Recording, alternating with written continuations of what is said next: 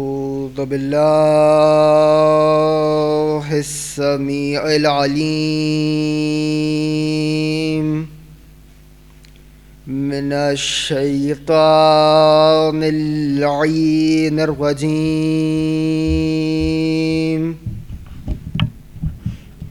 بسم الله الرحمن الرحيم. الحمد لله الذي لا يبلغ مدحته القائلون ولا يحصي نعماءه العادون ولا يؤدي حقه المجتهدون. الذي لا يدركه بعد الهمم ولا يناله غوص الفتن. الذي ليس لصفته حد محدود ولا نعت موجود ولا وقت معدود ولا أجل ممدود. فطر الخلائق بقدرته ونشر الرياح برحمته ووتد بالصخور ميدان أرضه. الحمد لله الذي هدانا لهذا وما كنا لنهتدي لولا أن هدانا الله. لقد جاءت رسول ربنا بالحق والصلاة والسلام والتحية والإكرام على أشرف الأنبياء والمرسلين وخاتم النبيين حبيبنا وحبيب إله العالمين السراج المنير البشير النظير ورسول الثقلين صاحب قاب قوسين نبي المشرقين والمغربين جد الحسن والحسين المبشر المطهر المذكر المدبر العبد المؤيد والرسول المسدد المصطفى الأمجد المحمود الأحمد أعني بالقاسم محمد.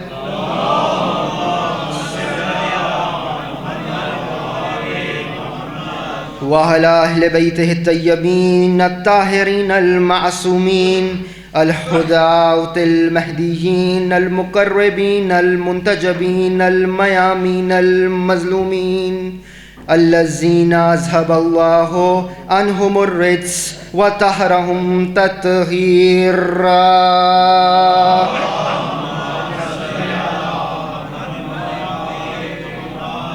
واللعنة الدائمة على أعدائهم وغاصب حقوقهم أجمعين من يوم عداوتهم إلى قيام يوم الدين. أما بعد فقد قال الله وتبارك وتعالى في كلامه الأعلى وكتابه المبين والمتين والحسين وهو أصدق القائلين وقوله الحق. بسم الله الرحمن الرحيم. إنا أعطيناك الكوثر فصل لربك وانحر إن شانئك هو الأبتر. صلوات على محمد.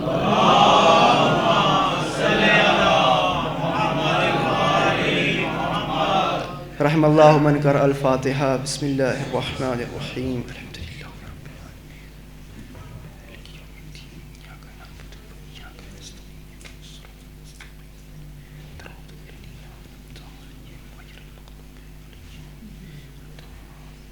رب صل على محمد وآل محمد. ایک صلوات عنایت فرمائیے محمد و آل محمد.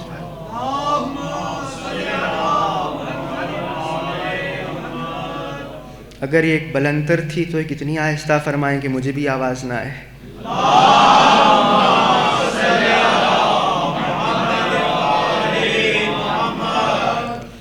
لائق حمد و ثنا و تسبیح و تعریف و ستائش ہے وہ رحمان کہ جس نے کیا ہم پر احسان، اور کیا کیا احسان کہ ان کے ذکر میں بلایا جس کے بچوں کا درزی ہے رضوان۔ شکر ہے اس خدا کا۔ ایام عزائے فاطمیہ 1442 ہجری کا آغاز ہو چکا ہے اور خمسہ مجالس کی دوسری مجلس آپ حضرات سماعت فرما رہے ہیں۔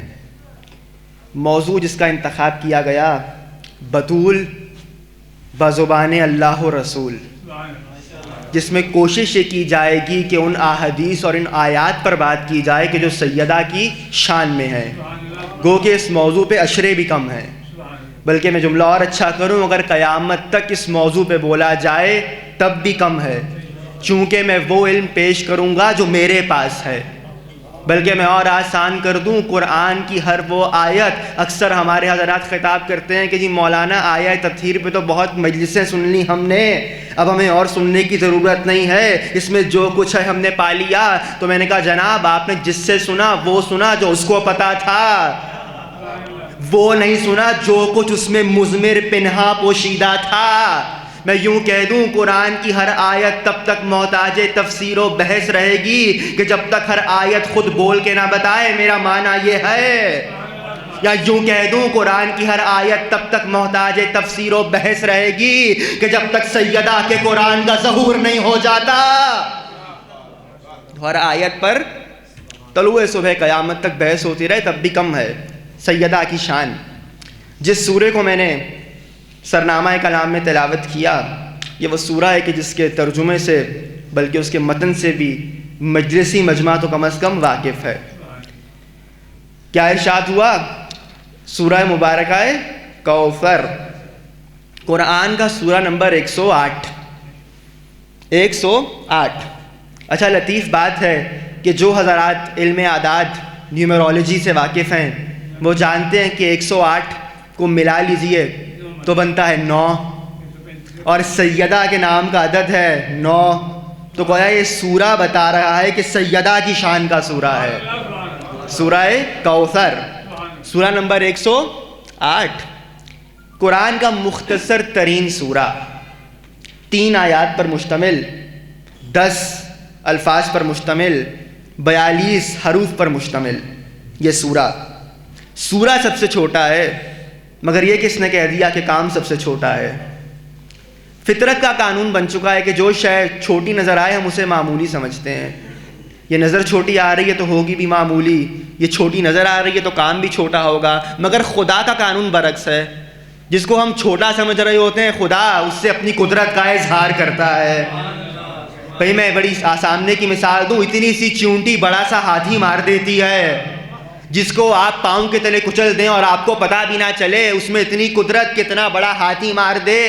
یوں نہ سمجھ آئے تو یوں سنیے، تاریخ کا ایک بادشاہ گزرا ہے منصور دوانکی، وہ اپنے تخت پر بیٹھا تھا اور ایک مکھی مسلسل آتی تھی، اڑ کے اس کی ناک پر بیٹھ جاتی تھی، وہ پھر ہاتھ سے ہلاتا تھا، وہ پھر اڑ جاتی تھی، پھر آ کے بیٹھ جاتی تھی۔ اتنے میں چھٹے امام اس کی بارگاہ میں آئے، بلایا گیا، معصوم کے نام پہ بہتر انداز سے صلوات پڑھیے، صلی اللہ علیہ۔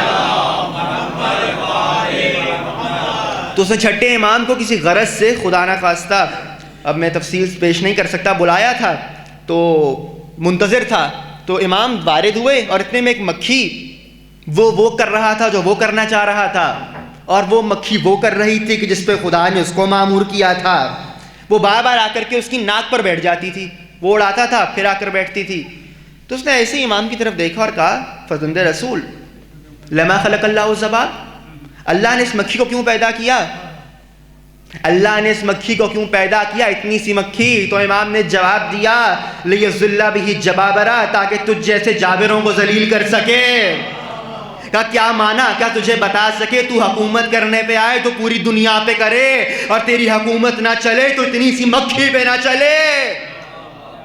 تو اتنی سی شے جس کو ہم معمولی سمجھتے ہیں، خدا کی قدرت کا اظہار اس سے ہوتا ہے. میں نے کیا کہا؟ جو چھوٹا نظر آتا ہے ضروری نہیں جو معمولی سمجھ آئے, جو معمولی نظر آئے, جس کو دنیا معمولی سمجھے اس کا کام بھی معمولی ہو. ارے جس کی غذا دنیا نے جوں کی روٹی لکھی وہ اکھاڑنے پہ آیا تو باب خیبر کو اکھاڑ دیا.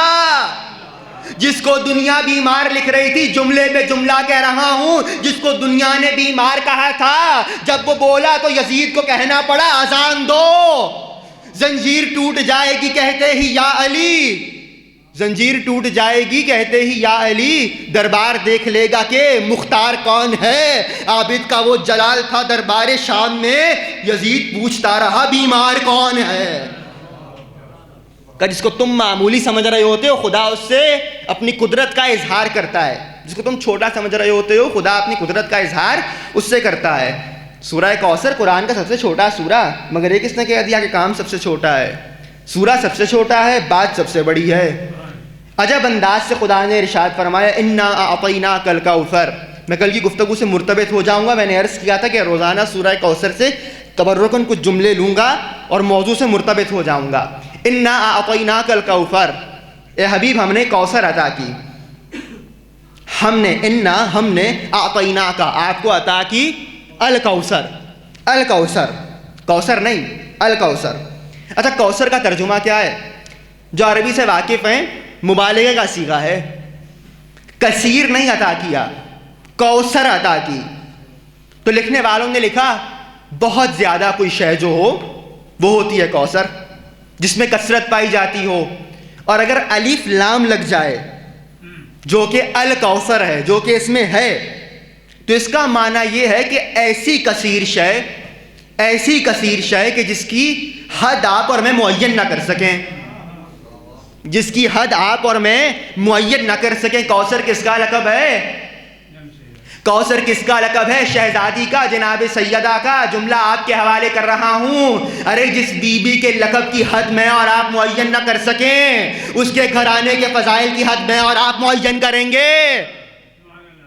اس کے گھرانے کے فضائل کی حد میں اور آپ معین کریں گے. کہ کوثر ایسا وجود کہ جس کی کوئی حد نہ ہو, کوئی حد معین نہ ہو, اتنا بے پایاں, اتنا کثیر, اتنا زیادہ کہ حد مقرر نہ ہو پائے. الکوثر. اے حبیب ہم نے آپ کو کثرت عطا کی. اچھا کثرت عطا کی, کثرت مطلقاً اچھی بھی ہے بری بھی ہے. علمی بحث آغاز میں سن لیں. کثرت مطلقاً اچھی بھی ہے بری بھی ہے. کچھ کثرتیں اچھی ہوتی ہیں, کچھ کثرتیں بری ہوتی ہیں.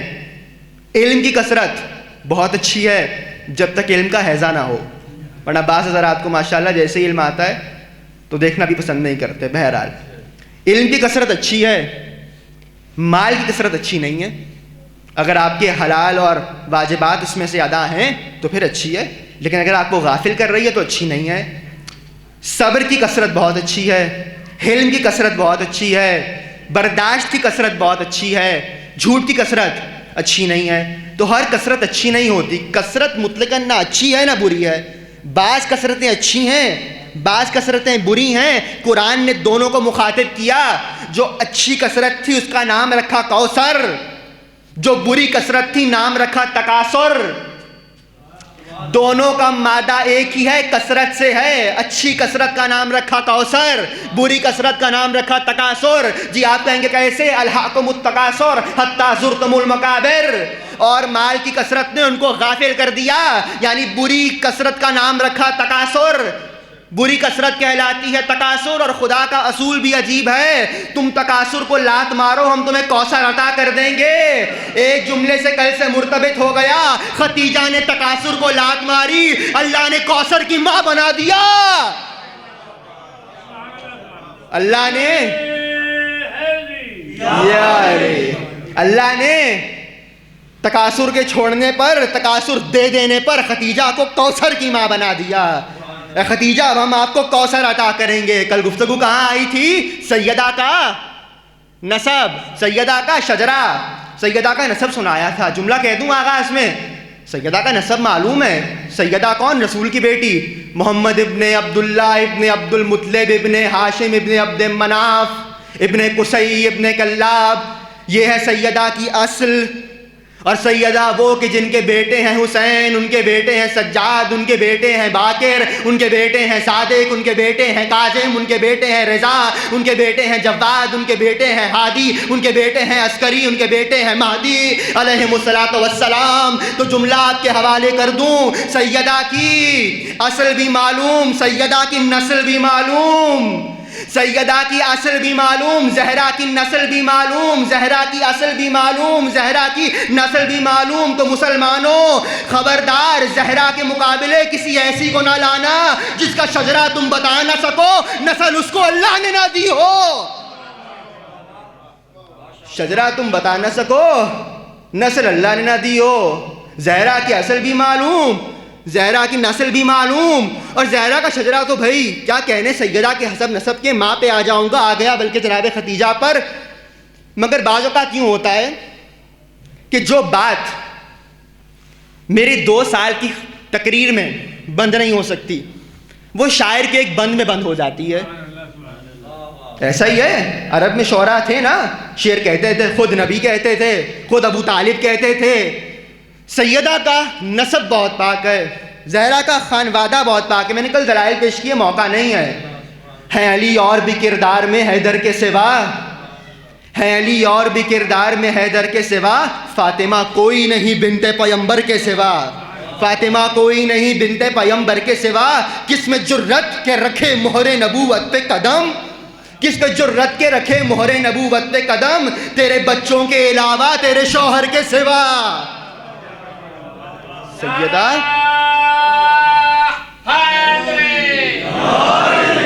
سیدہ کا گھرانہ، میں اور آپ کا اصلاح کریں گے، وہ بی بی جو عظمتوں کی مالک ہے، جس کا حسب نسب اتنا پاک ہے کہ بابا رسول، ماں کون، ختیجہ طاہرہ۔ اور یہ ماں کا معاملہ اتنا ضروری ہے، یاد رکھیے گا جب بھی جائیں۔ چلے جملہ سن لیجئے مجھ سے، اس قابل تو نہیں ہوں مگر ایک نصیحت، تربیت یا وصیت۔ جب بھی جائیں، ہمارے بچے، ہمارے جوان اور بڑے بھی، بیوی ڈھونڈنے مت جایا کریں، زوجہ تلاش کرنے مت جایا کریں، ماں تلاش کرنے جایا کریں۔ جب بھی جائیں کسی کو دیکھنے تو نسل کی ماں دیکھنے جایا کریں، کیونکہ دین ماں کے ذریعے سے نسل میں جاتا ہے، باپ کے ذریعے سے دہلیز پہ آتا ہے۔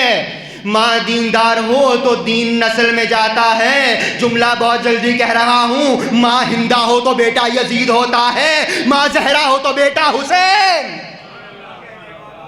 کربلا 2 ماؤں کی جنگ ہے، کربلا 2 ماؤں کی گودی کا معجزہ ہے۔ جائیں تو ماں کا انتخاب کیجئے، چونکہ ماں کے خصائل منتقل ہوتے ہیں۔ اب آ گئی تو سنیے، میں نے کل حدیث پڑھی تھی کہ امام نے کیا فرمایا تھا کہ من وجدہ بردن حبنا فی قلبے، جو اپنے ہمارے دل میں ہماری محبت اپنے دل میں محسوس کرے، ہماری محبت کی ٹھنڈک اپنے دل میں محسوس کرے، اسے چاہیے کہ اپنی ماں کو دعا دے۔ ایک شخص آیا، چھٹے امام کا چاہنے والا ہے، تو گھر سے نکلا۔ امام کا ایک دشمن بھی اس زمانے میں موجود تھا، تو وہ امام کے دشمن کے پاس جانے لگا۔ وہ کہتا ہے میں جانے لگا تو نہ جانے راستے میں مجھے کیا ہوا کہ میں بیچ راستے سے پلٹا اور امام کے پاس چلا گیا۔ میں نے کہا مولا آپ کو ایک بات بتاؤں؟ امام تو جانتے ہیں، کہو۔ کہا مولا آپ کے دشمن کے پاس جا رہا تھا، نہ جانے راستے میں کیا ہوا کہ آپ کے پاس آ گیا، دشمن کے پاس جاتے جاتے واپس آپ کے پاس آ گیا۔ تو امام نے کہا اپنی ماں کا شکریہ ادا کرنا۔ کا کیا مانا؟ کہ جب تو ہونے والا تھا تو تیری ماں خیانت کی نیت سے گھر سے باہر نکلی تھی، آدھے راستے میں اس کو خیال آیا ارے کس کی چاہنے والی ہوں، جعفر صادق کی۔ کل وہ آدھے راستے سے پلٹی تھی، آج تو آدھے راستے سے پلٹا ہے۔ یہ تیری ماں کا اثر ہے، ماں کا اثر ہے۔ کون؟ ختیجہ طاہرہ، وہ بی بی متفق علیہ ہے نا، ملکۃ العرب، ظاہراً کسی منصب پہ فائز نہیں ہے مگر ملکۃ العرب ہیں۔ روایات کے جملے ہیں نا کہ چاندی کے برتن میں نوکر کھانا کھاتے ہیں ختیجہ کے۔ 100 سرخ اونٹ، جو زمانے میں آسان کر دوں، آج کے زمانے کی ایک مرسیڈیز از اکول ٹو ایک سرخ اونٹ کے برابر ہے، اور اس زمانے میں ختیجہ طاہرہ کے پاس 100 سرخ اونٹ ایک وقت میں ایک مقام پہ رہتے تھے۔ یعنی ایک قافلہ جاتا تھا تجارت کے لیے تو دوسرا آ جاتا تھا، وہ بھی ختیجہ ہی کا۔ بھائی بڑے بڑوں نے ختیجہ کا ہی تو مال کھایا ہے، کروں گا شرح. اتنا پسند آیا خدا کو ختیجہ کا مال کہ قرآن میں آیت رکھ دی وَوَجَدَكَ عَائِلًا فَأَغْنَىٰ. سورہ ضحیٰ. اے حبیب ہم نے آپ کو تنگ دست پایا تو ہم نے آپ کو غنی کر دیا, ہم نے آپ کو مال دے دیا. اے میرے مالک کون سا مال تھا جو جبرائیل لے کے اترے؟ کہا نہیں, ختیجہ کا مال دے دیا. مال ختیجہ کا ہے, اللہ کہہ رہا ہے میرا مال ہے. مال ختیجہ کا ہے, اللہ کہہ رہا ہے میرا مال ہے. جملہ ضائع مت کیجئے گا. اللہ کافروں کے مال کو اپنا مال نہیں کہتا, مومنوں کے مال کو کہتا ہے. یا اللہ تو نے ختیجہ کے مال کو اپنا مال کہا. حیرت کیا ہے, ابھی ختیجہ کا ایک داماد بھی آئے گا, اس کا ہاتھ میرا ہاتھ, اس کا چہرہ میرا چہرہ, اس کی آنکھ میری آنکھ. قسمت بھی ختیجہ کی زمانے سے بھلی ہے, بس ایک ہی داماد ہے اور وہ بھی علی ہے. کا ختیجہ کا مال میرا مال ہے. ختیجہ کے مال کو پاک مال تھا نا, تبھی تو پروردگار نے اپنی جانب نسبت دی. اور یاد رکھیے گا یہ سب نے لکھا ہے, بلکہ مفتی جعفر حسین مرحوم نے سیرت امیر المومنین پہ جو کتاب لکھی ہے جناب ختیجہ پر بڑی مفصل بات کی ہے. وہ لکھتے ہیں کہ بی بی کا دستور تھا کہ مال کا انبار لگاتی تھیں اور کہتی تھیں کہ میرے نبی کا کلمہ پڑھتے جاؤ اور مال کو لیتے جاؤ. یعنی معلوم ہوا کہ شروع کے کلمہ پڑھنے والوں میں بہت سے ایسے تھے جو ختیجہ کا مال کھا کے مسلمان ہوئے. تو خبردار ختیجہ کا مال کھا کے ختیجہ کی بیٹی کے مقابلے نہ آ جانا. سب کی محسنہ ہے ختیجہ, مال لٹایا ہے. اور یہ بھی عجیب معاملہ ہے جناب ختیجہ کے متعلق. عجیب. ایک بحث اور آسان کر دیں, اور یہ میں بہت علمی انداز سے کہوں گا, مجھے معلوم ہے یہ لائیو جا رہی ہے. جی 40 برس کا سن تھا جب رسول خدا سے ازدواج ہوا. یہ جھوٹ ہے, میں نے عرض کر دیا, آپ نے سن لیا. آپ بھی پڑھتے رہتے ہیں نصاب میں. 40 سال کا سن تھا بیوی کا کہ جب ازدواج ہوا. میں اس پہ شیعہ دلائل کی بات نہیں کر رہا, ایک باب تحقیق کھول رہا ہوں. دیکھیے جا کے, 2 حوالے لوں گا, نام لوں گا. برادران کی بہت بڑی کتاب المستدرک للحاکم, حاکم نشاپوری کی. یہ وہ کتاب ہے کہ جس نے صحیح بخاری اور صحیح مسلم کی جو روایتیں ہیں ان کے اوپر روایتیں جمع کی ہیں. یعنی جن روایتوں سے امام بخاری اور امام مسلم نے حدیثیں جمع کی ہیں انہی روایتوں سے انہوں نے بھی جمع کی ہیں. اس لیے اس کا پورا نام ہے مستدرک علی صحیحین. حاکم نیشاپوری کی کتاب مستدرک, جلد نمبر 3. اور دوسرا حوالہ علامہ بلازری کی انصاب الاشراف, جلد نمبر 1. ان دونوں بڑے علماء نے, دونوں بڑے محدثین نے عالم اسلام کے لکھا کہ جب ختیجہ کا ازدواج پیغمبر سے ہوا, ختیجہ کی سن و سال کیا تھا؟ 28 برس. 28 برس لکھا ہے, 40 نہ تھا. یہ تو سازش تھی کچھ لوگوں کی کہ عمر کو بڑھا دیں تاکہ فضیلت کم ہو جائے. اب ایک جملہ کہہ رہا ہوں, مسلمانوں کو کون سمجھائے, فضیلت کا تعلق عمر سے نہیں ہوتا. ایک صلوات پڑھ لیجئے محمد و آل محمد پر.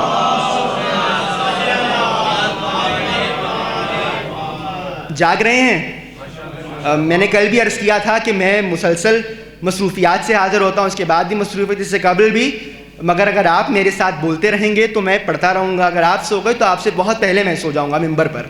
لہذا ایک بہتر صلوات پڑھیے محمد و آل محمد.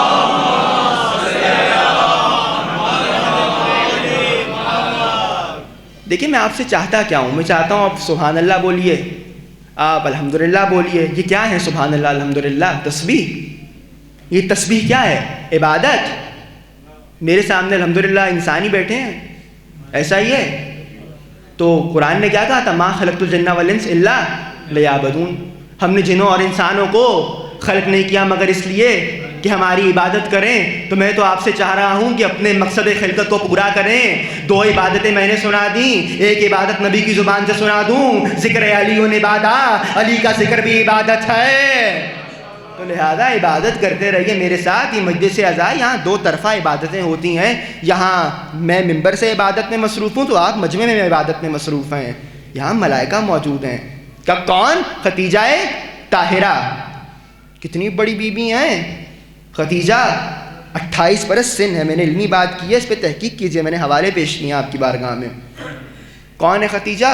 وہ بیوی کہ جب کسی نے آ کے کہا تھا کہ اللہ کے رسول ہمیں بھی دیکھیے، اللہ نے آپ کو بہتر ازواج عطا کی ہیں، ہمیں بھی دیکھیے، ہماری طرف بھی دیکھیے، آپ ہر وقت ختیجہ کو یاد کرتے رہتے ہیں، تو پیغمبر کے لبوں پہ ایک ہی جملہ تھا، آئینہ مثل ختیجہ، آئینہ مثل ختیجہ، آئینہ مثل ختیجہ، کہاں ہے کوئی ختیجہ جیسا، کہاں ہے کوئی ختیجہ جیسا، کہاں ہے کوئی ختیجہ جیسا۔ اس نے میرے پہ تب ایمان رکھا جب لوگوں نے مجھے جھٹلایا، اس نے میری تب تصدیق کی جب لوگوں نے میری تکذیب کی، اس نے مجھے تب مال عطا کیا کہ جب لوگوں نے مجھے محروم کرنا چاہا۔ یہ ہے ختیجہ کا مقام، اور یہ جملہ سن لیجئے، حدیث ہے پیغمبر کی، پیغمبر نے ختیجہ کے لیے فرمایا تھا، اور یہ حدیث 73 فرقہ اسلامیہ میں متفق علیہ ہے۔ پیغمبر نے فرمایا ما قام ولا استقام الدین الا بسیف علی و مال ختیجہ، دین کو استحکام ملا ہے، دین کو قیام ملا ہے، دین کو عزت ملی ہے صرف دو چیزوں سے، مال ختیجہ سے، علی کی تلوار سے، مال ختیجہ سے، علی کی تلوار سے، ختیجہ کے مال سے، علی کی تلوار سے، یعنی اللہ کے رسول نے میزان میں ختیجہ کے مال کو علی کی تلوار کے برابر رکھا ہے۔ یوں نہ سمجھ آئے تو یہ علی کی تلوار ہے، سمجھا دوں، علی کی تلوار وہ تلوار کہ جس کے لیے نبی نے فرمایا ضربۃ علی یوم الخندق افضل من عبادت الثقلین، جس کی ایک ضرب، ایک چوٹ تمام مخلوقات کی عبادت سے افضل ہو، علی کی اس تلوار کے برابر ہے ختیجہ کا مال، اللہ کے رسول نے برابر رکھا۔ اب ما قام ولا استقام الدین الا بسیف علی و مال ختیجہ، دین کو استحکام نہ ملتا، قوام نہ ملتا، مضبوطی نہ ملتی اگر ختیجہ کا مال اور علی کی تلوار نہ ہوتی، پیغمبر نے فرمایا۔ اور چلیں گفتگو آ گئی تو سن لیجئے، پیغمبر معراج پہ تھے، ایک معاملہ اور آج حل کر ہی لیتے ہیں۔ دیکھیں ہم تو یہاں بیٹھتے اس لیے ہیں کہ اپنی عقدے کشا کریں، اور عقدے کشا در مشکل کشا سے کشا ہوتے ہیں۔ پیغمبر معراج پہ تھے، اسی سے ملتی جلتی روایت گھر پہ، یہ جو میں روایت سنا رہا ہوں تفسیر عیاشی سے، یہ روایت ہے کہ یہ جملہ جبرائیل نے معراج پہ کہا، اور جو ہمارے یہاں بھائیوں کے پاس روایت ہے صحیح بخاری میں، وہ ہے کہ یہ جملہ جبرائیل نے گھر میں کہا۔ اللہ کے رسول نے پوچھا جبرائیل کوئی حاجت ہے؟ حل حاجہ، کوئی حاجت ہے؟ تو کہا اللہ کے رسول ہاں ایک حاجت ہے۔ تو کیا؟ تو ختیجہ کو میرا سلام کہیے گا۔ آپ نے سن لیا، میں نے کہہ دیا، جملہ ابھی پورا نہیں بولا جبرائیل کا، ابھی مکمل سناتا ہوں، اس پہ رک جائیے ذرا، آج کل کا ایک مسئلہ بھی حل کر لیتے ہیں۔ کہ ختیجہ کو میرا جبرائیل کا سلام کہیے گا۔ اچھا یہ جبرائیل کون ہے؟ جبرائیل علیہ رحمہ، جبرائیل رضی اللہ تعالیٰ عنہ، آپ کہہ رہے ہیں نہیں؟ اچھا جبرائیل مدذلہ العالی، اب دیکھیں 3 مہینے بتائے، آپ نے تینوں کو غلط کہہ دیا، تو پھر جبرائیل کیا ہے؟ چوتھا آپ کہہ رہے ہیں علیہ السلام، اور لطیف بات ہے کہ 3 مہینے بتایا اور جب چوتھا ہے وہ صحیح ہے، یہ بھی عجیب بات ہے۔ مجھے معلوم ہوا کہ تقریباً 20 منٹ کے بعد قصر بطول کا مجمع جاگ جاتا ہے۔ تو کیا ہے جبرائیل علیہ السلام؟ یہ علیہ السلام ہے کہ جو سلام بھیج رہے ہیں ختیجہ پر، جو علیہ السلام جس کو سلام بھیجے وہ رضی اللہ ہوں گی۔ بہت بحثیں چل رہی ہیں، رضی اللہ کہہ دیں، رضی اللہ کہہ دیں، رضی اللہ کہہ دیں، بھئی جس کو جو کہنا ہے کہیے، مگر ختیجہ کے معاملے میں زبان مت کھولیے گا۔ جملہ مکمل کر رہا ہوں روایت کا، یہی تو کہا تھا جبرائیل نے، اے اللہ کے رسول ختیجہ کو میرا بھی سلام کہیے، اللہ کا بھی سلام کہیے۔ جس پہ اللہ کا سلام آئے وہ علیہ السلام ہوتی ہے، رضی اللہ نہیں۔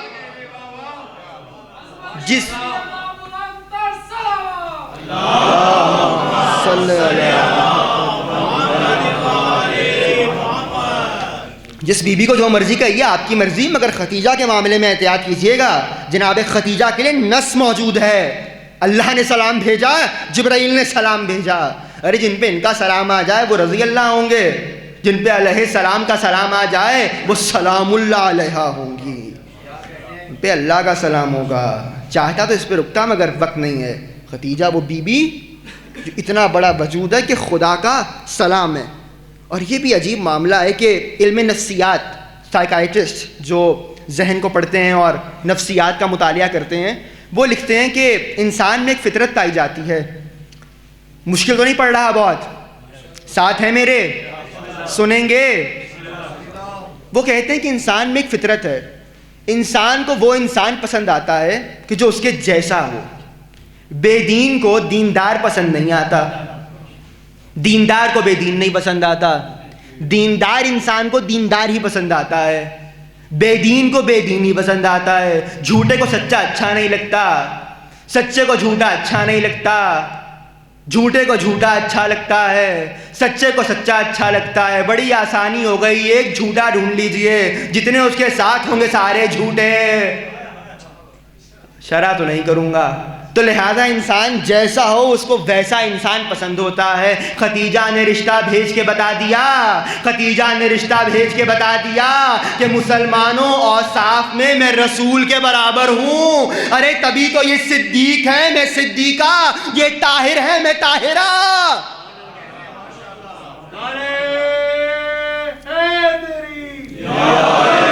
کہ یہ صدیق ہیں. زمانہ جاہلیت میں اگر پیغمبر کو صدیق کہا گیا تو ختیجہ کو صدیقہ کہا گیا، پیغمبر کو طاہر کہا گیا، ختیجہ کو طاہرہ کہا گیا. یوں نہ سمجھ آئے تو جب جناب ختیجہ نے رشتہ بھیجا تھا، عجیب فضیلت کا پہلو ہے، اس پہ غور کیجئے گا.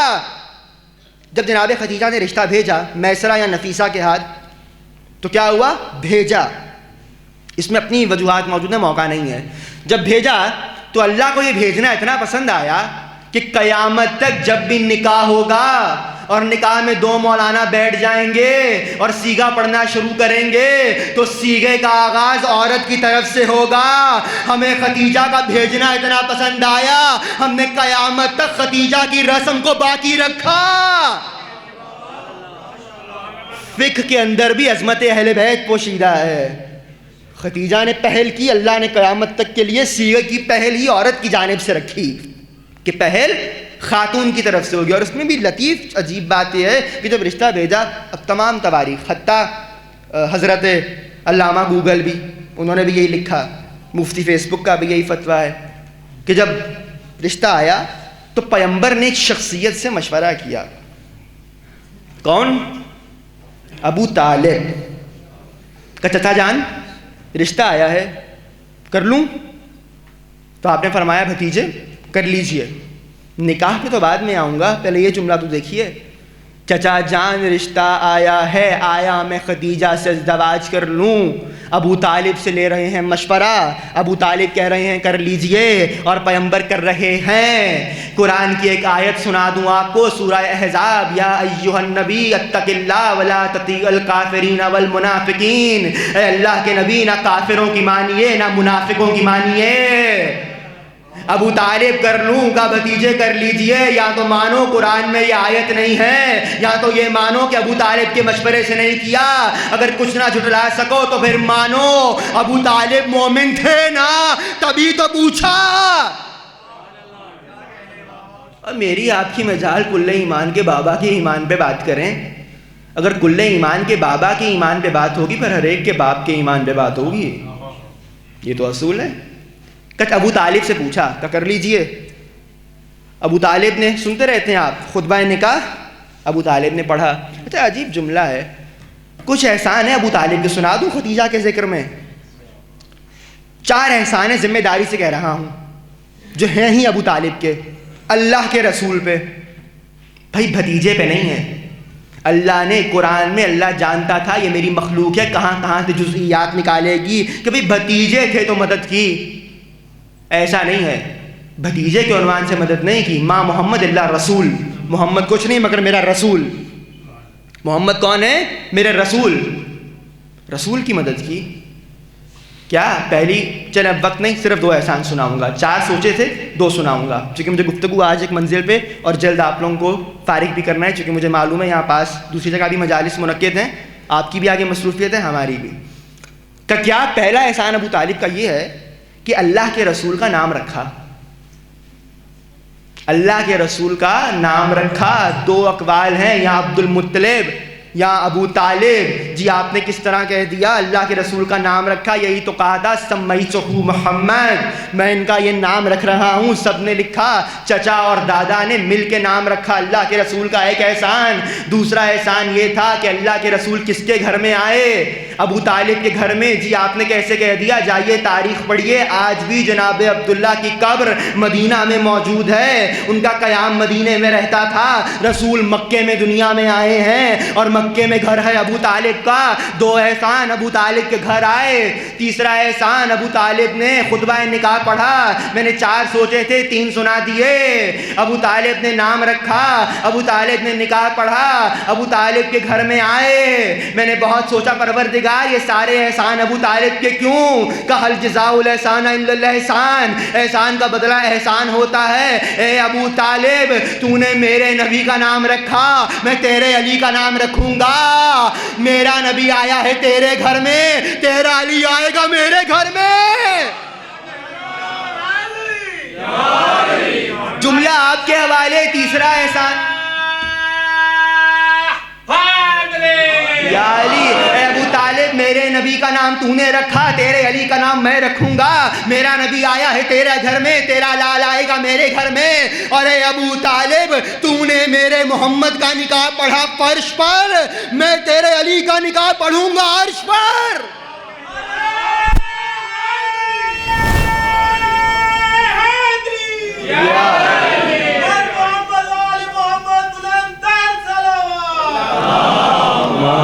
صلی علی محمد وعلی محمد وعجل فرجہم. میں گزارش کرنا چاہوں گا چونکہ بلا فضل کے ماننے والے ہیں نا ہم، مجلس عبادت ہے، عبادت میں اتصال بہت ضروری ہے. تو جو یہ فاصلہ ہے درود پڑھتے ہوئے اس کو پر کر دیجئے. درود پڑھتے پڑھتے آگے آ جائیے.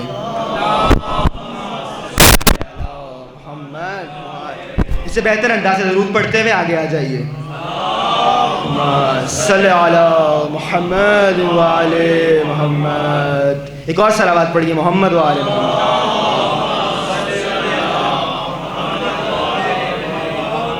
کہا ابو طالب کے احسانوں کا بدلہ چکایا ہے.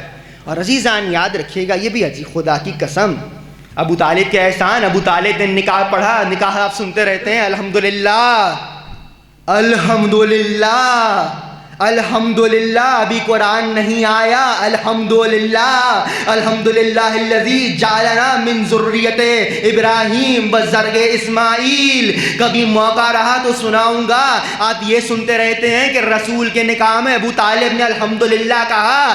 جا کے ابو طالب کا خطبہ نکاح پڑھیے جو بنت اسد کے ساتھ پڑھا، اس میں صرف الحمدللہ نہیں کہا، فرماتے ہیں الحمدللہ رب العالمین. موقع نہیں ہے ورنہ وعدہ رہا کبھی اور آیا تو سناؤں گا ابو طالب کا خطبہ نکاح. ابو طالب نے کہا الحمدللہ. اللہ نے قرآن میں آیت رکھ دی الحمدللہ. عجیب بات ہے، ابو طالب پہلے کہتے ہیں، آیت بعد میں آتی ہے. ارے بیٹا اس کا ہے جو انگوٹھی پہلے دیتا ہے، آیت بعد میں آتی ہے. ابو طالب نے خطبہ نکاح کو پڑھا، خطبہ نکاح کو پڑھا، یہ رشتہ مستحکم پا گیا ختیجہ اور رسول کا. اب جملہ کہہ کے جناب سیدہ پہ آ جاؤں گا. اور اب آج سے مسلسل سیدہ سن لیا، سیدہ کا نسب، سیدہ کا شجرہ پہنچ گیا، سیدہ کی ماں، سیدہ کے بابا. اور عجیب بات یہ ہے کہ سیدہ کی ماں اور سیدہ کے بابا کو ملانے والی ذات ہے ابو طالب کی. اے ابو طالب تم نے ان 2 انوار کو ملا دیا. صلہ ہم یہ دیں گے کہ ان 2 انوار سے جو بی بی دنیا میں آئے گی اس کو تمہارے گھر بھیج دیں گے، اس سیدہ کو تمہارے گھر بھیج دیں گے. ان 2 انوار کے ذریعے سے جو بی بی جو ثمر وجود میں آئے گا سیدہ، وہ آپ کے گھر بھیج دیں گے. آج تک سیدہ کی اولاد کو آپ کیا کہتے ہیں؟ آل محمد. بھئی حسین کا شجرہ کیا ہے؟ حسین ابن علی ابن ابی طالب. آل ابی طالب کہیے، آل ابی طالب کہیے. آپ کیا کہتے ہیں؟ آل محمد. عجیب جملہ ہے خدا کی قسم. آپ کے علم میں ہوگا کہ 8ویں امام سے اور 9ویں امام سے مامون نے بیٹیوں کی شادیاں کی تھیں. تو سوال کیا تھا کسی نے کہ بھائی بنی ہاشم میں بیٹی دے دی، بنی عباس میں دیتے. تو ایک جملہ کہا تھا اس نے، خدا کی قسم تاریخ کا پردہ چاک ہو گیا. اس نے کہا دیکھو سمجھو یہ جو امام ہے نا امام جواد نوے امام, ان کو لوگ کہتے ہیں فرزند رسول, ابن رسول, میں نے دے دی بیٹی. اب جیسی میں نے بیٹی دی تو جو بیٹا وجود میں آئے گا وہ ہوگا ابن رسول, ہوگا ابن رسول, نواسا ہوگا میرا. تم بیٹی دینا جانتے تھے, خدا اولاد روکنا جانتا تھا. بہت سونے بیٹیاں دی تھیں کہ اولاد رسول کی ہو جائے, انہوں نے بیٹیاں دیں, اللہ نے اولاد نہ دی. عجیب بات ہے, لوگ بیٹیاں دیتے رہے اولاد رسول کی ہو جائے, رسول کی نہ ہوئی. ابو طالب نے بیٹی لا کے رسول کی کر دی. ابو طالب نے بیٹی لا کے اولاد رسول کی کر دی. عجیب فضیلت ہے. کہ جو بی بی وجود میں آئے گی کون؟ سیدہ, وہ آپ کے گھر آئیں گی ابو طالب, اور نور پنجتن کا کمال ہے سیدہ. کل عرض کیا تھا نا میں نے, نور ہے سیدہ. بس گفتگو تمام کر دوں گا کچھ لہجوں میں, 2 جملے سنیے, اور خدا کی قسم کل بھی وقت سے انشاءاللہ ہم حاضر ہوں گے. پہلے جملے سے میں چاہتا ہوں گفتگو کا آغاز جہاں چھوڑوں گا وہیں پہ ہو. نور, بس نور پہ 2 جملے سنیے, اور کل نور ہی سے گفتگو شروع ہوگی, اور میرا وعدہ ہے کہ آپ کے قلب و ذہن بھی نورانی ہو جائیں گے. ہاں نور, کیسا نور؟ سنیے, حدیث ہے پیغمبر کی, فرماتے ہیں کہ اللہ نے سب سے پہلے میرے نور کو خلق کیا, میں نے کل بھی اس کی جانب اشارہ کیا, پھر علی کے نور کو خلق کیا, پھر سیدہ کے نور کو خلق کیا, پھر حسن و حسین کے نور کو خلق کیا. یہ ہمارے یہاں کی بھی روایات ہیں. علامہ حسکانی شواہد التنزیل برادران کے عالم, انہوں نے بھی ان روایات کو نقل کیا ہے کہ اللہ نے پنجتن کے نور کو سب سے پہلے خلق کیا. میں نے کل اشارہ کیا تھا کہ جب کچھ نہ تھا ان کا نور تھا. پھر پیغمبر فرماتے ہیں کہ مجھ محمد کے نور سے اللہ نے عرش کو بنایا, میں عرش سے افضل ہوں. علی کے نور سے ملائکہ کو بنایا, علی ملائکہ سے افضل ہیں. زہرا کے نور سے زمین و آسمان کو بنایا, زہرا زمین و آسمان سے افضل ہیں. اب سمجھ آیا حق مہر کیوں ہے؟ بھائی ملکیت جس کی ہے اسی کا حق مہر ہے, جس کے صدقے میں بنے ہیں. انشاءاللہ موقع رہا تو آئندہ مجالس میں کہ زہرا کے نور سے زمین و آسمان بنایا, حسن کے نور سے شمس و قمر کو بنایا, حسین کے نور سے جنت و حور عین کو بنایا. یہ سب صدقے میں بن گئے. جب دنیا بن گئی تو پوری دنیا میں ظلمت تھی, اندھیرا تھا, تو ملائکہ نے کہا پروردگار نور تو کر دے, روشنی تو کر دے. تو پیغمبر کہتے ہیں ہم 500 میں سے ایک کا نور لیا, کسی ایک کا نور لیا اور قندیل عرش پہ روشن کر دیا. جیسے ہی نور روشن ہوا فرشتے گھبرا کے سجدے میں گر گئے. اے مالک یہ کس کا نور ہے؟ کہ زہرا کا. زہرا کے نور کا مقام سمجھ میں آیا, زہرا کے نور کا کمال سمجھ میں آیا کہ فرشتے سجدے میں گر جاتے ہیں زہرا کا نور دیکھ کے. بھائی توجہ کیجئے, فرشتے سجدے میں گر جاتے ہیں زہرا کا نور دیکھ کے, ملکوتیت گر جاتی ہے زہرا کا نور دیکھ کے. یوں نہ سمجھ آئے تو بڑے آپ کے ذہن کے قریب بات کروں. یہودی آیا تھا, اللہ کے رسول میری بیٹی کی شادی ہے, اپنی بیٹی کو بھیج دیجئے. تو اللہ کے رسول نے کہا کہ جا کے علی سے پوچھو, علی سے جا کے اجازت لو. جیسے ہی علی آئے علی نے اجازت دے دی. ظاہراً سیدہ کے گھر میں سامان نہیں موجود تھا, ملبوس نہیں موجود تھے, زیورات نہیں موجود تھے. اللہ نے عرش سے کہا جاؤ زیورات لے کے جاؤ, جاؤ ملبوسات لے کے جاؤ. بھائی جس کا جو حقیقی گھر ہو سامان وہیں سے آیا کرتا ہے. کہ مرتبہ جیسے ملبوسات آئے, زیورات آئے, سیدہ آراستہ ہو کے یہودی کے گھر چلی. جیسے یہودی کے گھر چلی گفتگو روکی کہاں ہے, زہرا کا نور ملائکہ کو گرا جاتا ہے, ملائکہ سجدے میں گر جاتے ہیں زہرا کا نور دیکھ کے. وہ ملکوتیت تھی کہ جو سجدے میں گری. زہرا انسانوں میں چلی تو عورتیں مر گئیں, دلہن مر گئی. کیا ہوا؟ زہرا کا نور دیکھ لیا.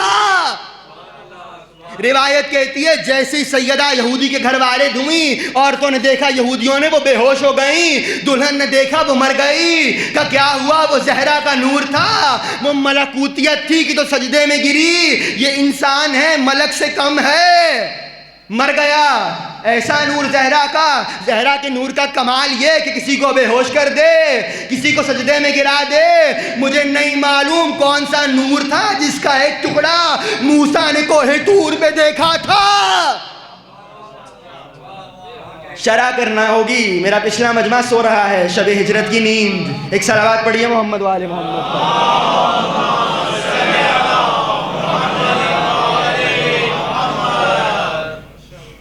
بہتر انداز سے صلوات پڑھیے.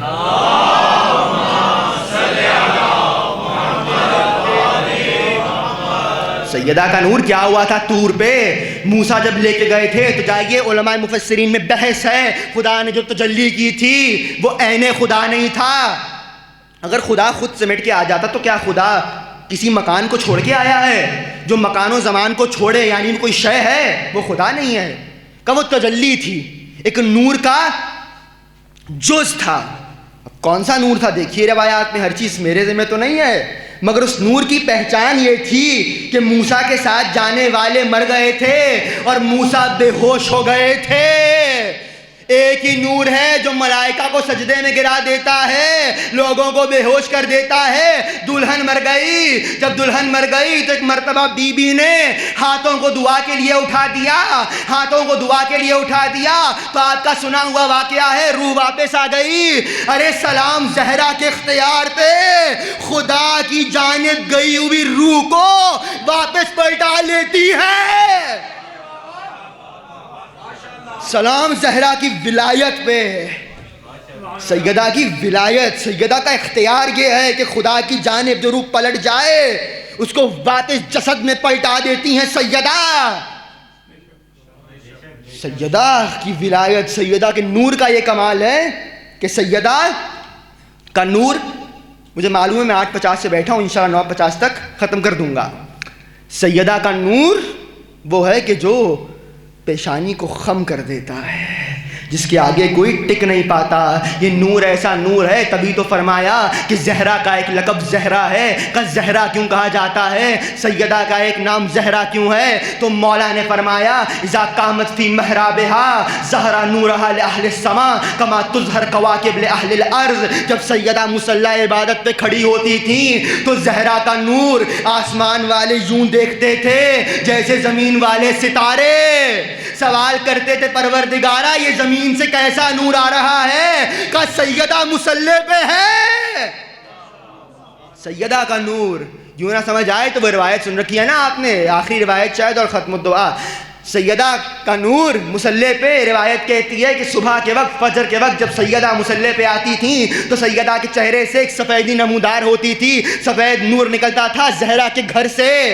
مصلی پہ زہرا ہے، نور گھر سے نکل رہا ہے. صرف اتنا نہیں، روایت مستند ہے، بہار کی روایت ہے. علامہ مجلسی نے لکھا کہ وہ نور ایسا ہوتا تھا کہ مدینہ کی ہر در و دیوار پہ پڑتا تھا، لوگ دوڑتے ہوئے آ جاتے تھے. یہ دوڑنا بھی بڑا لطیف ہے.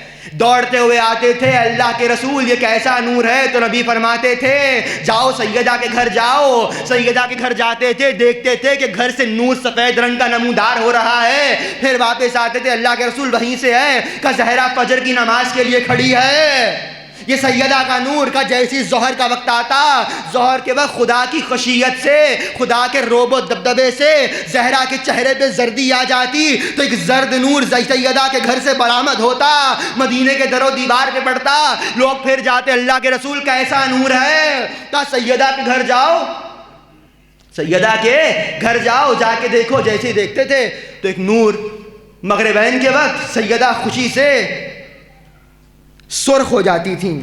روایت ہے چہرے پہ سرخی آ جاتی تھی. تو روایت کہتی ہے کہ سرخ نور سیدہ کے گھر سے نکلتا تھا. لوگ پھر اللہ کے رسول کے پاس. مجھے لوگوں پہ بہت حیرت ہے، جب فجر پہ اللہ کے رسول نے کہا سیدہ کا گھر، جب عصر پہ کہا سیدہ کا گھر، تو بھائی عشاء پہ تو آپ کو چاہیے تھا کہ خود پہلے جا کے دیکھ لیتے پھر آتے.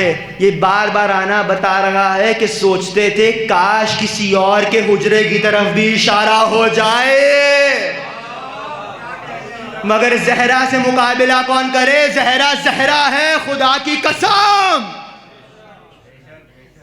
جب سیدہ کی ماں جیسا کوئی نہیں تو سیدہ جیسا بھی کوئی نہیں کا نور نکلتا تھا. تبھی تو زہرا کے نور کے متعلق روایت موجود ہے. آپ کے 8ویں امام فرماتے ہیں بہار الانوار میں کہ جب سیدہ چاند کے مقابل کھڑی ہو جاتی تھی تو سیدہ کے چہرے سے ایسا نور چھن چھن کے باہر آتا تھا کہ چاند چھپ جاتا تھا.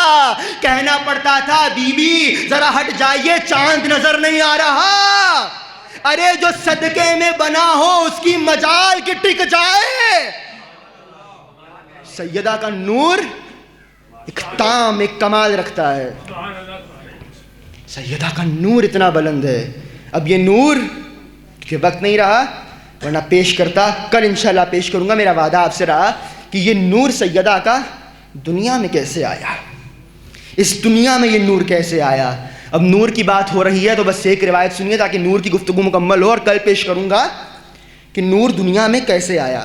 یہ وہ نور ہے جس کے لیے ایک روایت سنا رہا ہوں, حوالہ دے رہا ہوں آپ کو. شیخ صدوق نے اس کو لکھا ہے اور القطرہ کے اندر آغا احمد مستنبط نے اس روایت کو نقل کیا ہے. اچھا, بعض روایتیں ایسی ہیں کہ جو انسان کو سمجھ میں نہیں آتی, تو معصوم کا حکم ہے کہ ہماری طرف واپس پلٹا دو. اچھا, میں نے حوالہ بھی دے دیا تاکہ ہاضمہ ہو جائے. اگر پھر بھی نہ سمجھ آئے تو پھر معدے کے ڈاکٹر سے رجوع کیجیے گا. روایت کا میں نے حوالہ دے دیا. القطرہ روایت کہتی ہے کہ فرشتوں نے پوچھا پروردگار یہ کیسا نور ہے سیدہ کا, تو خدا نے فرمایا ھذا نور من نوری, یہ نور میرے نور سے ہے. خلقہ من عظمتی, میں نے اس کو اپنی عظمت سے خلق کیا ہے. اسکنت فی السماء, اس کو اپنے عرش پہ رکھا ہے. یہی جملہ زیارت جامعہ کبیرہ میں آپ معصومین کے لیے کہتے ہیں کہ خلقکم اللہ انوارا, خدا نے آپ کے نور کو خلق کیا. فجعلکم عرشہ, اور اپنے عرش پہ اس کو رکھ دیا. عرش پہ یہ نور رہا. خدا نے کیا کہا, سیدہ کے نور کو میں نے اپنے نور سے خلق کیا, اپنے نور سے. اب ایک گفتگو بہت محنت سے پیش کروں گا, خدا کی قسم نتیجہ مت اخذ کیجیے گا, میں ذمہ داری سے کہہ رہا ہوں. جو شے جس سے خلق ہوتی ہے اس میں اس کے اوصاف منتقل ہوتے ہیں, یہ قانون ہے. میں بہت احتیاط سے پیش کر رہا ہوں. میری اس ابا کا جو ٹکڑا اس ابا سے ہوگا وہ اس کے جیسا ہوگا. میں کہنا کچھ اور چاہ رہا ہوں, نتیجہ بہت جلدی مت لیجئے گا. خدا نے کہا کہ زہرا کا نور میرے نور سے خلق ہوا. خدایا تو تو بے مثال, تو تو لا شریک, تو تو لا شے, تیرے جیسی تو نہیں ہو سکتی. کہ یہی تو کہا خدا نہ کہنا, مظہر خدا کہنا. کا مظہر خدا کہنا. سیدہ مظہر, اور خدا کی قسم, سیدہ کی قسم, سیدہ کے بچوں کی قسم, سیدہ کی ولایت کی قسم, سیدہ سے بڑا کوئی مظہر خدا نہیں ہے. جی اچھا, تمام معصومین مظہر خدا ہیں. نمازیں کیوں؟ اللہ راضی ہو جائے. روزے کیوں؟ اللہ راضی ہو جائے. حج کیوں؟ اللہ راضی ہو جائے. زکوٰۃ کیوں؟ اللہ راضی ہو جائے. خمس کیوں؟ اللہ راضی ہو جائے. عبادات کیوں؟ اللہ راضی ہو جائے. شریعت کیوں؟ اللہ راضی ہو جائے. اسلام کیوں؟ اللہ راضی ہو جائے. احکامات کیوں؟ اللہ راضی ہو جائے. قرآن کیوں؟ اللہ راضی ہو جائے. سب کچھ کر رہے ہیں آپ اللہ کو راضی کرنے کے لیے. مالک تیری رضا کہاں ہے؟ کا خبردار, ڈائریکٹ مجھ تک آنا, مجھ تک نہ آنا, مجھ تک نہ آنا. اے میرے مالک, نمازیں تیری رضا کے لیے, روزے تیری رضا کے لیے, حج تیری رضا کے لیے, عبادتیں تیری رضا کے لیے. تیری رضا کہاں ہے؟ کہ یہی تو کہا تھا جس سے زہرا راضی اس سے میں راضی.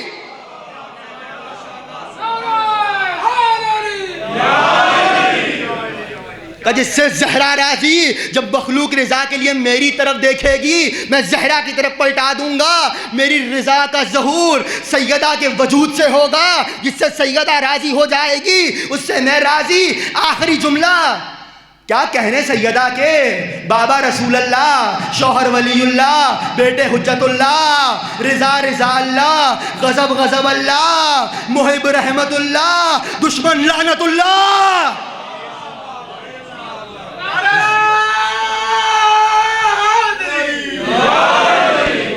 کیا کہنے سیدہ کے, ایسا مظہر مکمل ہے خدا کا سیدہ. وہ نور ہے سیدہ, جیسے ہی نصف نور ملا نصف نور سے اپنے کو کردگار نے دیکھا غرور سے. پیش کروں گا کل سے. میں چاہتا ہوں ایک جملہ بھی ضائع نہ ہو آپ لوگوں کا. کل 8:30 آ جائیے. میں اگر 10 منٹ تاخیر بھی ہوں تو سوز خانی بھی عبادت ہی ہے. پہلے جملے سے پیش کروں گا وہ نور کیسے آیا. وہ عالم لاہوت کی رہنے والی, وہ اس عالم میں رہنے والی بی بی, شکر ہے خدا کا, زیارت کا جملہ جامع کبیرہ کا, من اللہ, اللہ نے احسان کیا لوگوں پر کہ آپ کو وہاں سے یہاں بھیج دیا. سب سے بڑا نور خدا کا. تبھی تو یہ نور ہے. اب جملہ آ گیا تو سن لیجئے. گفتگو اس پہ ختم کر رہا ہوں کہ میں نے کیا عرض کیا تھا کہ سیدہ کا نور آئے تو فرشتے بھی سجدے میں گر جاتے ہیں. تبھی تو روز مرہ آنے والا حدیث قصہ میں پوچھ رہا تھا پروردگار چادر کے نیچے کون ہے. اے جبرائیل آپ تو روز آتے ہیں. کہا نہیں, اب بیچ میں سیدہ ہیں, میری بھی آنکھیں چندھیا گئیں. شرح کروں گا انشاءاللہ حدیث قصہ پہ, پوری ایک مجلس پیش کروں گا. چوتھی آخری انشاءاللہ سیدہ نور با کمال. پیغمبر نے فرمایا خلقہ من نور عظمتہ, خدا نے سیدہ کو اپنی عظمت کے نور سے خلق کیا. سیدہ کو اسی پیغمبر نے سیدہ کا تعارف کرایا. کتنا بڑا وجود, جو بی بی وہاں سے یہاں آئے تو دنیا کو منور کرتے. عزاداروں, اس کی زندگی کو دکھوں سے منور کیا گیا.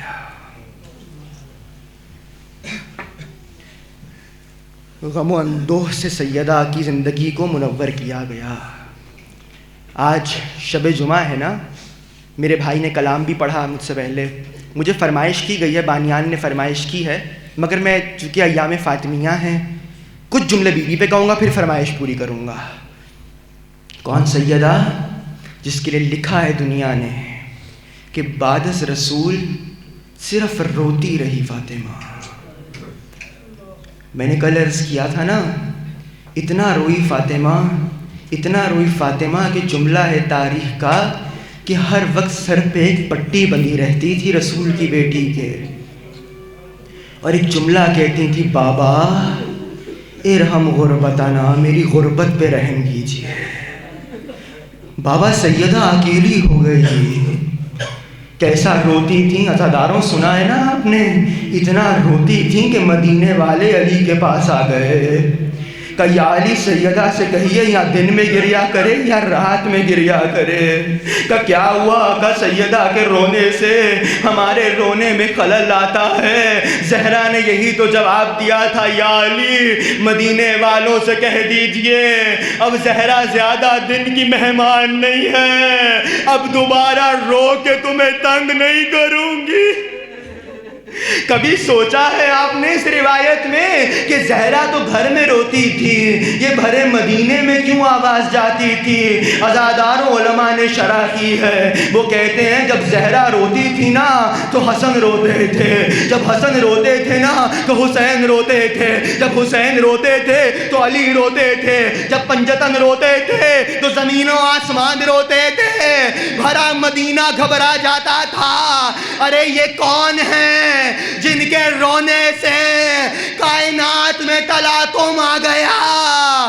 رسول کی بیٹی کو کہو یا دن میں گریا کرے یا رات میں گریا کرے. عزاداروں جب زہرا کو رونے نہ دیا تو تاریخ کہتی ہے گھر سے نکلتی ہے رسول کی بیٹی, رسول کی بیٹی گھر سے نکلتی ہے اور مدینے میں ایک درخت کے نیچے آگے بیٹھ جاتی ہے, اور اس درخت کے نیچے بیٹھ کے روتی ہے, اور روتی جاتی ہے اور وہی نوحہ پڑھتی ہے, صبت علیہ مصائب لو النہا صبت علیہ مسرنا لیالیا.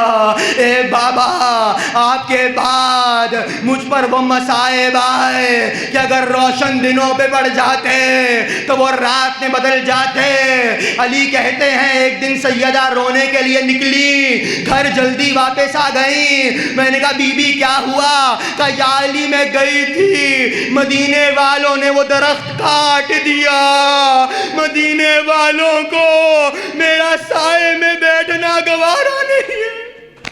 اجرکم اللہ عزاداروں، آج شب جمعہ ہے نا، اپنی آوازوں کو آزاد چھوڑیے گا۔ مجھے بہت افسوس ہوا، مجھ سے ایک صاحب نے کہا آقا اب کوئی نسل اونچی آواز سے نہیں روئے گی اولاد زہرا پہ۔ میں نے کہا نہیں، جب تک زہرا رو رہی ہے ہم بھی روتے رہیں گے۔ عزاداروں، علی نے ایک حجرہ تعمیر کر دیا جس کو بیت الحزن کہا جاتا ہے۔ زہرا روز جاتی تھی، اس حجرے میں بیٹھ جاتی تھی۔ ایک دن پھر ایسا ہوا، زہرا گئیں اور واپس جلدی آ گئیں۔ علی نے پوچھا بی بی کیا ہوا؟ کعب الحسن، مدینے والوں نے وہ حجرہ جلا دیا ہے، کل یہ میرا گھر بھی جلا دیں گے۔ اجرکم اللہ۔ عزاداروں، سیدہ کی مصیبت عجیب ہے۔ علماء کہتے ہیں کوئی ماں بیمار پڑ جائے نا اور اس کے بچے چھوٹے چھوٹے ہوں اور وہ بیمار پڑ جائے تو وہ دعا کرتی ہے پروردگارا میرے بچے ابھی بہت چھوٹے ہیں، مجھے ان کے لیے شفا دے دے، مجھے ان کے لیے ٹھیک کر دے۔ مگر زہرا کی دعا عجیب تھی۔ حسن و حسین چھوٹے چھوٹے، زینب و کلثوم چھوٹی چھوٹی، اور زہرا ایک ہی دعا مانگتی ہے، اے اللہ مجھے جلدی بلا لے، زہرا اس دنیا میں رہنا نہیں چاہتی، اللہم عجل وفاتی، میری موت کو جلدی بھیج دے۔ عزاداروں، فاطمہ کی مصیبت میں انشاءاللہ آئندہ ایام میں پیش کروں گا۔ مجھے ایک فرمائش کی گئی ہے، میں پڑھ دیتا زہرا کے مصائب تفصیل سے، مگر آج شب جمعہ ہے نا، آج زہرا مدینے میں نہیں ہے، آج تو زہرا کربلا میں ہے، آج زہرا مدینے میں نہیں ہے، آج زہرا کربلا میں ہے۔ عزاداروں، دو شخصیات ایسی ہیں خانوادہ رسول کی کہ جن کو 18 برس میں امت نے بڑے ظلم سے مارا ہے۔ ایک فاطمہ زہرا ہے، ایک حسین کا لال علی اکبر ہے۔ شب جمعہ میں آپ کے مولا نے کہا ہے کہ علی اکبر کے مصائب پڑھا کرو، مگر میرے حرم میں مت پڑھنا۔ کہ مولا کیوں نہ پڑھیں؟ کہ شب جمعہ میں میری ماں کربلا آتی ہے، مجھ سے سوال کرتی ہے، اے حسین لاشا اٹھایا تھا تو کیسے اٹھایا تھا؟ اے حسین لاشا اٹھایا تھا تو کیسے اٹھایا تھا؟ عزاداروں، دو جملے سن لو علی اکبر پہ کہ وہ علی اکبر ہے۔ جب حسین نے روانہ کیا تھا نا خیموں سے تو مقتل کا جملہ ہے، حسین نے داڑھی میں ہاتھ ڈالا، آسمان کی طرف رخ کیا اور ایک جملہ کہا، پروردگارا گواہ رہنا اس قوم کی جانب اب وہ جا رہا ہے خلقان و خلقان و منطقہ جو صورت میں، سیرت میں، رفتار میں، گفتار میں تیرے رسول کی شبیہ ہے۔ جب حسین نانا کو دیکھنا چاہتا تھا علی اکبر کا چہرہ دیکھ لیتا تھا۔ عزاداروں، اے حسین بے رونے والوں، جب حسین نے علی اکبر کو روانہ کیا، مقتل کہتا ہے علی اکبر نے محسوس کیا پیچھے سے آہٹ آ رہی ہے۔ اب جو علی اکبر نے پلٹ کے دیکھا تو کیا دیکھا؟ بوڑھا باپ علی اکبر آہستہ، علی اکبر آہستہ، بیٹا رک گیا، اے بابا آپ نے تو ودا کر دیا۔ سن سکو گے کیا جملہ کہا کہ اے علی اکبر کاش تیرا بھی تجھ جیسا کوئی جوان بیٹا ہوتا، اور میں پوچھتا کہ جب جوان بیٹا مرنے جا رہا ہو تو باپ کے دل پہ کیا گزرتی ہے۔ اور ایک جملہ اور کہا، اے علی اکبر جب تک سامنا رہے مجھے مڑ مڑ کے دیکھتے رہنا۔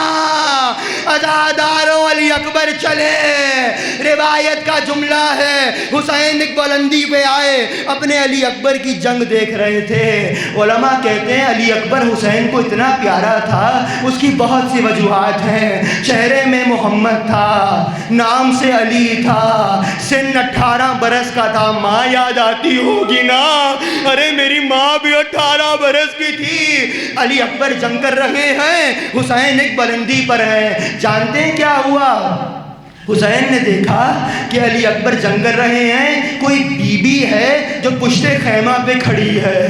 حسین قریب بڑھے، دیکھا تو کیا دیکھا، علی اکبر کی ماں ام لیلہ کھڑی ہیں۔ کہا ام لیلہ تم ماں ہو، جاؤ خیمے میں چلی جاؤ، دعا کرو۔ کاشفی نے لکھا ہے اپنے مقتل میں، ام لیلہ نے خود کو خیمے میں تنہا کر لیا، مصلے کو بچھا دیا، بالوں کو بکھرا دیا، ہاتھوں کو اٹھا لیا، یا رادہ یوسف الی یعقوب و اسماعیل الی ہاجرہ، اے یوسف کو یعقوب سے ملانے والے، اسماعیل کو ہاجرہ سے ملانے والے، ایک بار علی اکبر کو بابا سے ملا دے۔ ماں کی دعا تھی، دعا پوری ہوئی، علی اکبر پلٹے۔ عزاداروں پلٹ کے دو جملے سن لو، میں شہادت نہیں پڑھوں گا۔ عزاداروں علماء کہتے ہیں کہ جب کبھی علی اکبر کے مصائب ہو رہے ہونا تو ہر چہرے کو علی اکبر کی ماں ام لیلہ دیکھ رہی ہوتی ہے، اور اگر کسی آنکھ میں آنسو نہیں ہوتا تو اکبر کی ماں کہتی ہے کاش تو نے دیکھا ہوتا میرا لال کتنا حسین تھا۔ عزاداروں علی اکبر پلٹے، بابا سے جملہ کہا، اے بابا اگر 2 بوند پانی مل جائے تو میں ان کو بتا دوں علی کا پوتا ہوں۔ ارے ساقی کوثر کے بیٹے سے اکبر نے پانی مانگا، پانی تو نہ دے سکے، مقتل کہتا ہے حسین رونے لگے، اور ایک جملہ کہا، جاؤ علی اکبر جاؤ، اب نانا تمہیں حوض کوثر سے سیراب کرے۔ سن لیا یہ جملہ، اس کا مطلب کیا تھا؟ علی اکبر جاؤ اب واپس نہ آنا۔ عزاداروں آخری جملے، حسین کا لال چلا، حسین کا لال علی اکبر چلا، حسین کا لال علی اکبر چلا۔ چلتے چلتے علی اکبر نے اب تو جنگ کا آغاز کیا۔ ایک ملعون کہتا ہے میں نے دائیں سے آ کے ایک نیزہ علی اکبر کی پسلیوں میں مارا، فاطمہ کی طرح اکبر کی پسلیاں ٹوٹ گئی۔ علی اکبر نے مڑ کے دیکھا، برچھی سینے میں آئی، اس نے برچھی کو توڑا، اکبر سے سنبھلا نہ گیا۔ اے بابا سلام آخر۔ حسین گرتے اٹھتے، گرتے ٹھوکریں کھاتے چلے۔ کوئی جو پوچھتا تھا کیا حسین ڈھونڈتے ہیں تو رو کے کہتے تھے آنکھوں کا نور، شہادت نہیں پڑھوں گا۔ لاشا لے آئے، جب لاشا لائے تو ایک جملہ کہا، اے اماں فضہ ہر بی بی آ گئی، اکبر کی ماں نہیں ہے، جاؤ لیلہ کو بلا لاؤ۔ اب جو فضہ خیمے میں آئی کیا دیکھا، ام لیلہ کبھی خیمے کے دائیں گرتی ہے، کبھی بائیں گرتی ہے۔ کہا ام لیلہ کیا ہوا، لاش پہ کیوں نہیں آتی؟ کہا اماں فضہ جب سے علی اکبر گیا میری آنکھوں کا نور، میرا بازو تھامو، مجھے در خیمہ نظر نہیں آتا۔ ہائے میرا علی اکبر، ہائے میرا علی اکبر۔ سَيَعْلَمُ الَّذِينَ ظَلَمُوا أَيَّ مُنْقَلَبٍ يَنْقَلِبُونَ أَلَا لَعْنَةُ اللَّهِ عَلَى الْقَوْمِ الظَّالِمِينَ یا محمود بحق محمد، یا اعلیٰ بحق علی، یا فاطر بحق فاطمہ، یا محسن بحق الحسن، یا قدیم الاحسان بحق الحسین، اشف صدر الحسین بظہور الحجہ۔ پروردگار اس عبادت کو اپنی بارگاہ میں قبول فرما۔ بس ہم پہ اپنی بہترین مصلحت کا نزول فرما. میرے مالک حاضرین کی جو پریشانیاں ہیں ان کو دور فرما. اے میرے مالک علی اکبر کی غربت کا واسطہ دیتے ہیں, اس عالمی وبا کرونا کا خاتمہ فرما. اے میرے مالک جو بیمار ہیں ان کو شفائے کلی عطا فرما. اے میرے مالک جو بے اولاد ہیں ان کو اولاد عطا فرما. اے میرے مالک جو پریشان ہیں ان کی پریشانیوں کو دور فرما. اے میرے مالک جو مقروض ہیں ان کے قرض کو غیب سے ادا فرما. اے میرے مالک دنیا میں مومنین کی جان مال عزت و آبرو کی حفاظت فرما.